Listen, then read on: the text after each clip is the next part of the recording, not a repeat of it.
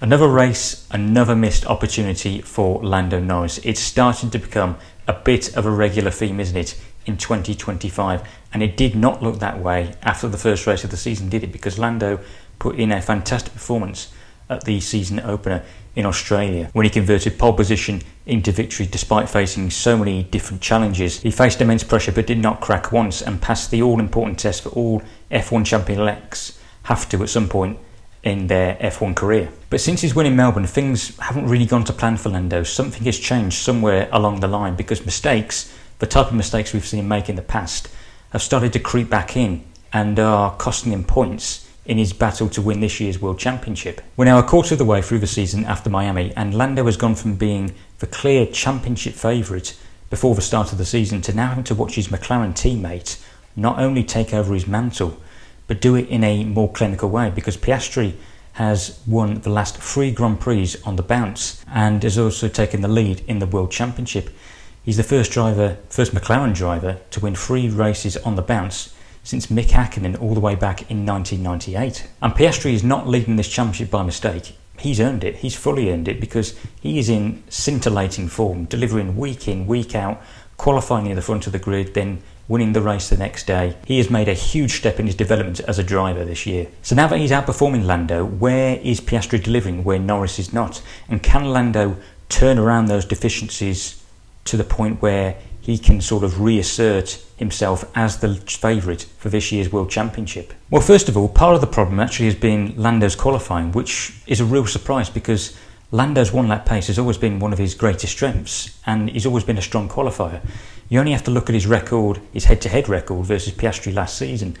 He out-qualified Piastri in 20 of the 24 races. So that equates to 83% of the Grand Prix. But after 6 races in 2025, it's a completely different story because Oscar has made a big leap in terms of his one-lap pace this season. And it only goes to show in the results because he's yet to qualify outside of the top 4.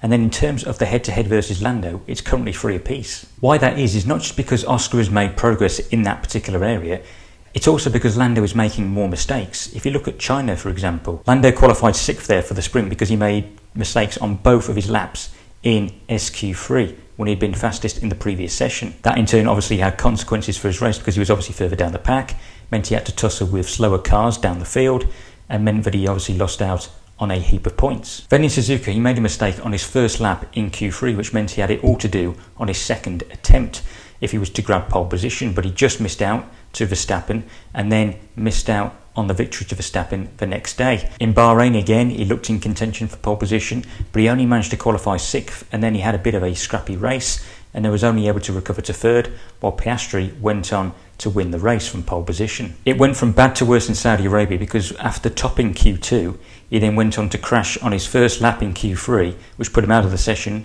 leaving him 10th on the grid, and then he could only recover to 4th, while Piastri went on to win yet again. And then this time around in Miami, Lando was only beaten to the pole position by another driver, in this case Max, because he had managed to extract absolutely everything from his car and got the most out of it. So being on the front row was actually a good result for him. So Lando hasn't really managed to get the best out of himself too often in qualifying this season, and usually that wouldn't be a problem because even the smallest error would only cost you a place or 2 at worst.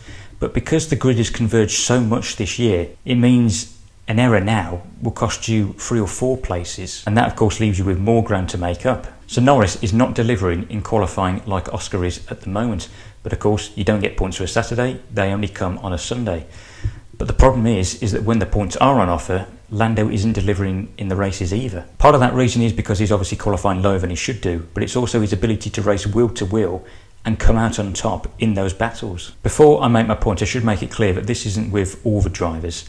I actually think that Lando's racecraft hasn't been terrible. I mean, yes, of course, there has been the odd mistake, such as when he overtakes a driver off track and he ends up having to hand the position back, and that obviously costs him crucial race time, leaving him with too much work to do to fight for the victory. But he has made light work of working his way through the field when he has qualified lower down the grid. My point is it's with one driver in particular, and rarely, if not at any time at all, has he been able to come out on top when battling this driver. It's of course Verstappen, and we saw further evidence of this in Miami when they battled on the first lap as Lando tried to take advantage of Max's lockup and mistake at the first corner, did the switchback, but then was cheekily shoved off track by Max. In real time, I instantly thought that Max had done what he usually does in high pressure situations, panicked and forced Lando off the track to keep his position.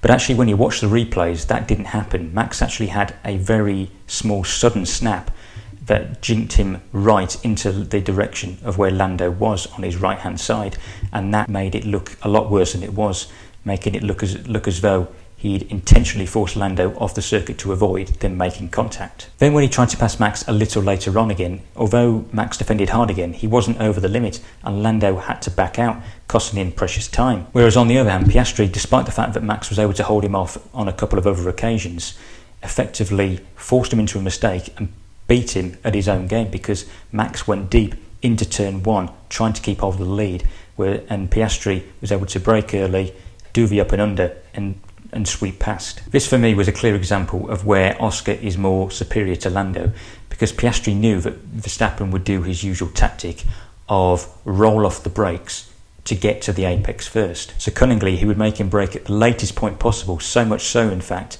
that he would run too deep and he would be able to sneak past the other way around. Norris does not do this. He always seems to go for the more difficult option of going around Max's outside, which is always going to end in either them making contact, him having to back out, or having to drive off track. It's a regular pattern that we've seen when they've gone wheel to wheel in the past. You can tell that Max definitely has the upper hand mentally when he races Lando. Lando is always either too tentative or has a rush of blood. He makes the wrong choices too often and lets Max bully him. This probably all stems from when he really properly fought Max for the first time, when it really mattered in Austria last year. And I think that the outcome of that and the fallout from that incident really bruised him. And if you look at their wheel-to-wheel battles since, Lando rarely comes out on top. Whereas Piastri is cool, calm, collected and unfazed, Lando can sometimes struggle to keep his emotions in check and lets his emotions get the better of him. We know that Lando is extremely hard on himself. The fact that he is so open about his mental demons, it is refreshing. But the problem is that the best drivers are able to hide those weaknesses to not let their rivals gain or have any sort of mental edge. When Lando was speaking about his battle with Max after the race, I think he came across quite agitated and really struggled to hide his frustration. I think he's just fed up of being made to look like a fool, and I think he's also fed up of having to face the criticism when he's made to look like he's second best. The good news is that there is plenty of time left in the season for him to work on his weaknesses and try and, if he can, regain some kind of form. At the end of the day, he's only 16 points behind Piastri in the championship, so that is a gap that he can easily overturn. The Lando that we saw back in Australia looked like a driver that had turned a corner, that had grown over the winter, a champion in waiting. That is the version of Lando Norris that we need to see more of this season. Otherwise, maybe we just have to accept that Oscar Piastri is McLaren's clear number 1. So there you go, guys. What do you make of Lando Norris? Does he need to cut out his mistakes? And more importantly, does he need to improve his wheel-to-wheel combat, particularly when he faces off against Max Verstappen? Be sure to let me know your thoughts in the comment section. Also, don't forget to like the video, and if you are new around here, please do subscribe to the channel. Thanks for watching, guys, and I will see you in the next one. Goodbye.